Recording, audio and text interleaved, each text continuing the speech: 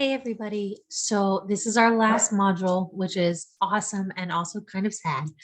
But because it's our last module, I wanted to really focus on things that can be positive, show some changes in the world, talk about social movements. I moved this to the end mostly because I know that by the end of the semester we're stressed and we're feeling it, and I want to make sure that we have the ability to kind of end on a more positive note because this class can be very heavy. A lot of the things that we talk about are very heavy.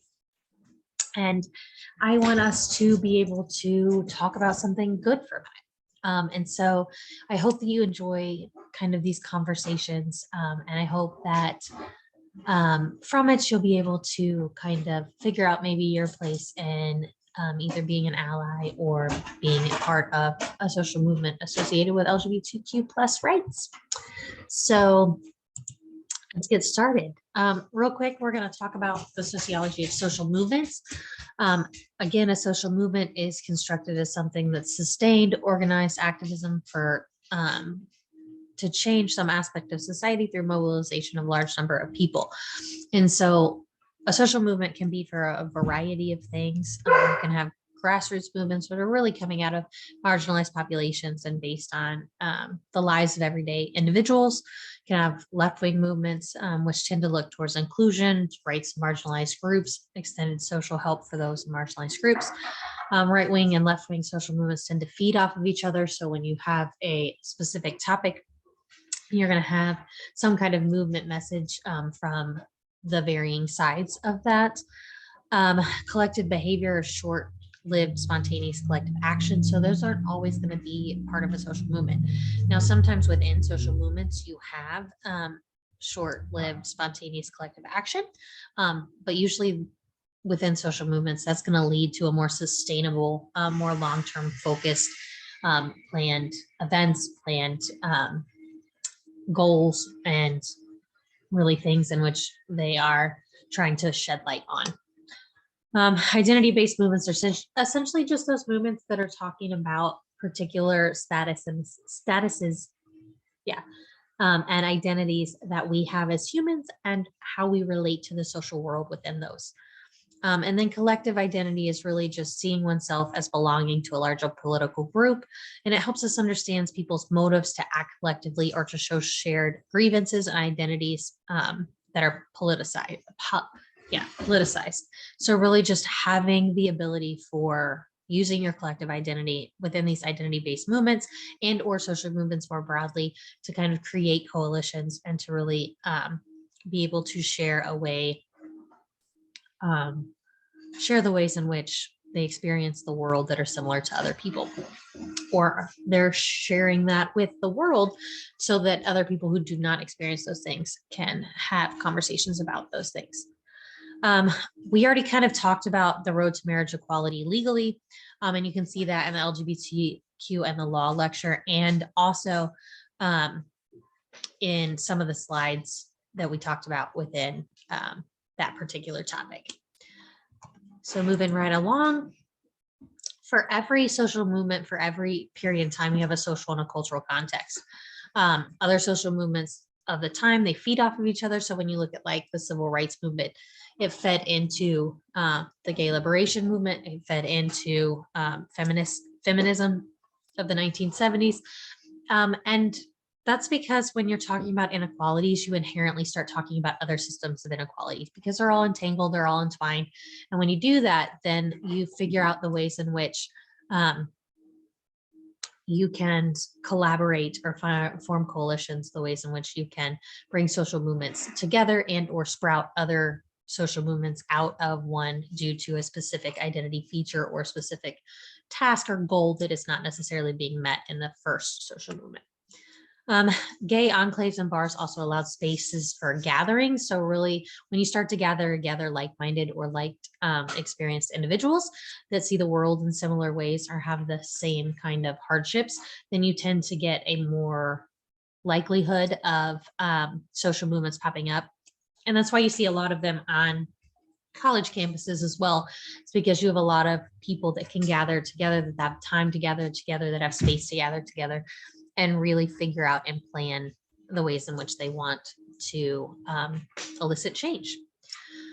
Economic growth within these time periods really raised expectations of lifestyles that could focus on getting past basic needs, and it frees up time and resources. So you see a lot of most social movements that struggle during economic hardships, and that's just because a lot of people don't have the time to be able to go out and do the things that are part of being an active, or to fund active social movements, just because they're using those resources, whether it be their time or their money, to meet their own basic needs and their family's basic needs.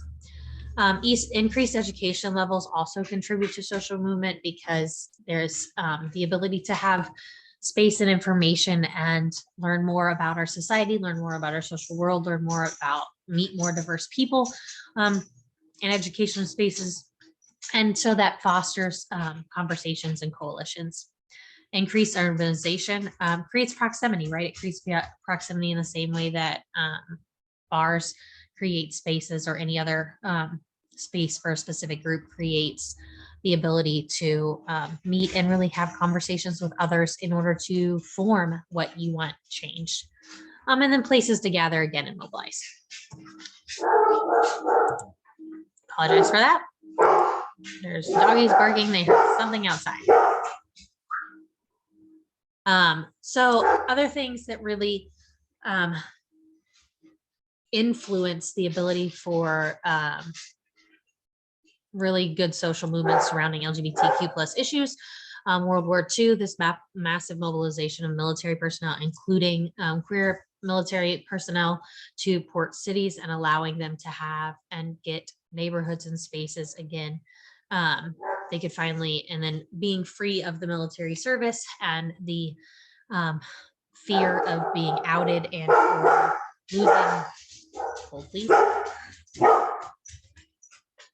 losing their own military ranks or jobs, allowed them to express themselves more once they got out, and allowed them to be able to feel like they had the space and the ability to finally kind of express themselves in the ways that felt more uniquely them. Urbanization created places and spaces. It conflict with other groups of people requires opposition, and so it requires kind of that ability to coalesce and come together and form organization. And again, it gave space to organize and mobilize. Gay press fueled organization to be founded. It was allowing written words and allowing communication within a broader range of geographic region, and within and it allowed it to get to more people. It allowed gay people to have a voice. And so I think it's interesting, because when you talk about specifically people who write things or come out and do studies or what have you, like, for example, Edward had to actually go by a different name to try to not had a pen name to try to not essentially get the pushback. He ended up getting that anyway. But again, that shows how much homophobia influenced the ability to really publish things that were positive for the community. And then, of course, the Kinsey studies and the commonness of sexual exploration, talking about the commonness of sexual exploration and the ability to really not normalize, because it didn't really happen that fast, but to have more conversations about the normalness of fluidity within your sexuality. Lastly, we're going to talk about how right-wing opposition movements influenced the ability to have LGBTQ plus movements. Right-wing movements tend to limit social change. They're usually known more for what they oppose than what they actually stand for. And they're usually tied to religious rights. Most right-wing opposition movements have an anti-gay rights part of them, anti-trans rights part of their narrative, specifically anti-gay marriage, which made marriage a priority within the gay rights movement, because without pushback on this particular topic, it wasn't inherently part of the really conversation, because they were more worried about economic security and the ability to obtain housing and, again, basic needs.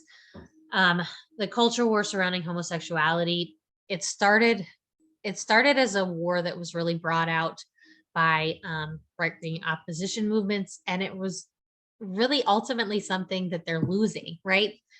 This battle really was lost for them because overwhelmingly, um, American population and more globally populations, with the exception of a couple of key specific parts of the world, um, has overwhelmingly gone to inclusion and acceptance of homosexuality as um, part of the world. So it's interesting to me that right-wing opposition movements were what shed so much light on that particular part of culture, and then also ended up losing that battle by shining light on something, which happens regularly.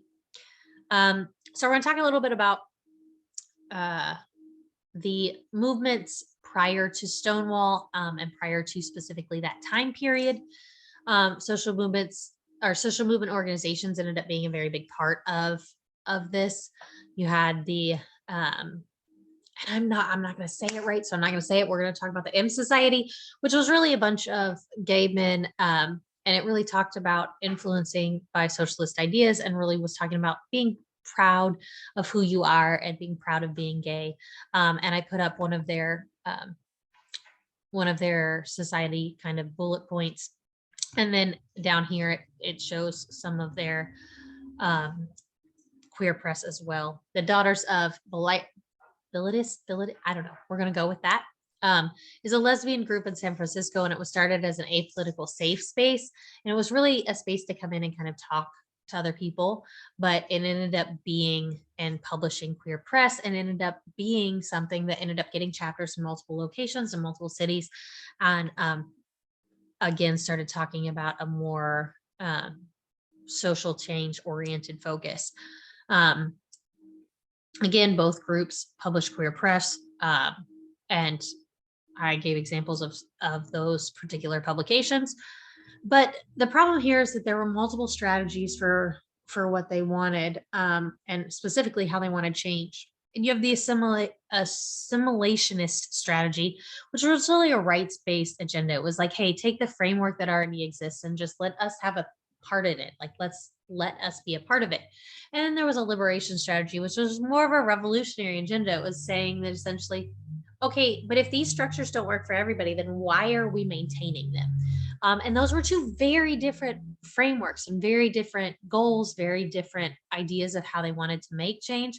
And so it created some strife. However, usually having both of those is what allowed revolutionary ideas to come to focus and really big agenda points on the rights based side to be accomplished. And so whenever you have social movements, you need multiple different strategies to be working at the same time, really in order to achieve some of everybody's goals. The McCarthy era ended up being an incredibly hard time to be socially mobilizing, because there was so many legal and social ramifications and consequences for this. The McCarthy era was a very incredibly scary period of time in our history for LGBTQ plus persons. And it is a part of history that we as humans don't talk about as much.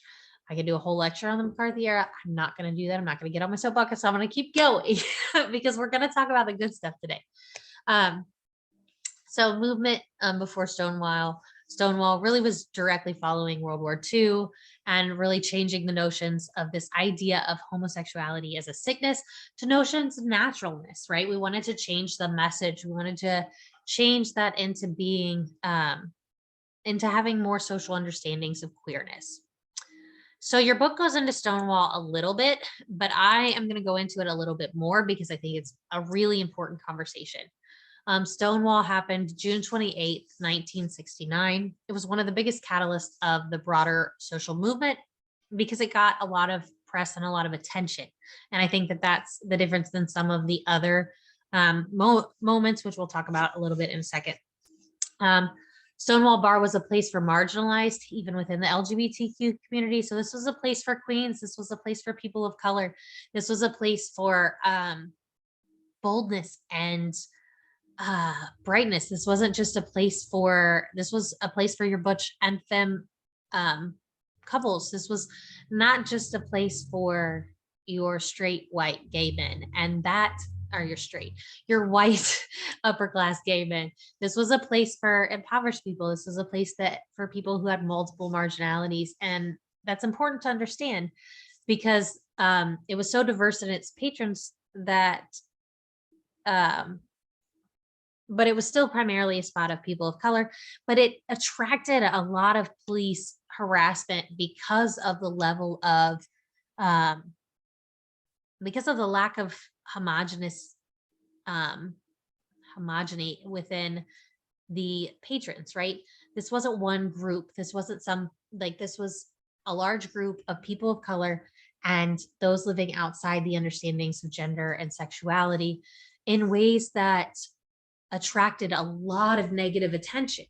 And police used to use the cultural gendered clothing rule, which essentially you had to have so many pieces of gendered clothing that matched your sex at birth, which was interesting because it was like, well, how are you going to know whether I'm wearing a bra or not? And there were people that had to, like, that were physically accosted and they checked, and this is highly inappropriate. It's sexual assault, it's violence, but it was consistent. There was a lot of police violence against queer PDA, not just police but other people too, and they raided bars to arrest anyone in establishments that had that to arrest the people that own the establishments for letting in any kind of queer clientele. So this was already a very a period of time that was very unsafe.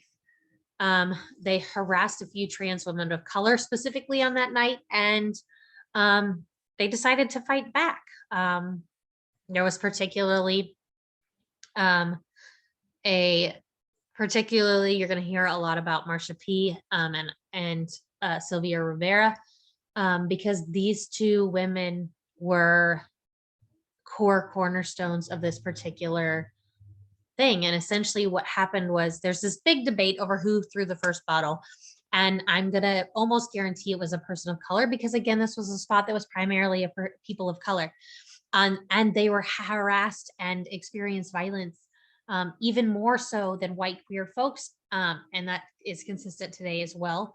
And so the likelihood that it was a queer woman of color who threw the first bottle at the police is probably pretty high. Either way, a confrontation with the police ended up ensuing, and word spread, and more queer individuals and queer allies showed up that night and took a stand. And the stand ended up lasting for a couple days. And there was lots of demonstrations, and they met up with also a planned protest, and then the legacy was born, right? This was an incredibly big moment. However, there are other big moments as well. You have the Compton's Cafeteria, which is the first trans uprising. You have Cooper's Donuts, which is another stand against police violence, particularly in a group of people of color. You have the Black Cat Bar demonstration, the Pentagon demonstrations where queer vets were speaking specifically about rights and or resources they did not obtain due to discrimination against them. The New York Society Sip-In, which again, this is that core group that we knew of prior to this moment that really came in and they sat in to show that queer people should be allowed in multiple spaces and should be able to be queer openly in those spaces. And I'm sure there are many more in history that we didn't get to document or that weren't documented because of where they were or who they were. And so it's important to understand that while Stonewall is an incredibly important moment in history that we need to learn about, there are also so many other moments and so many other revolutionary moments where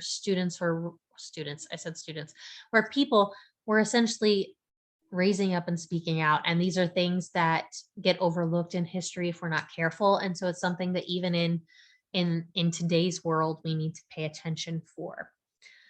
Technically, the first Pride March was on Christopher Street on Liberation Day in March of 1970, and that was a direct response to some of these more catalyst moments. After Stonewall, you have 2 decades of assimilationist organizing, which is essentially rights-based organizing, or organizing that's specific to like reform of specific things. So it's talking about essentially the system that already operates and how do we include queer people into this system as opposed to restructuring the system as a whole, which is more radical and transformative.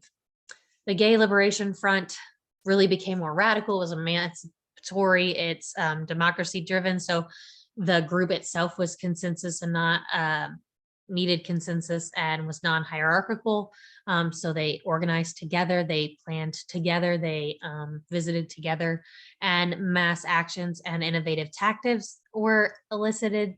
Confrontational, it became a little bit militant, and there was more of this counterculture approach to these individuals. Language matters.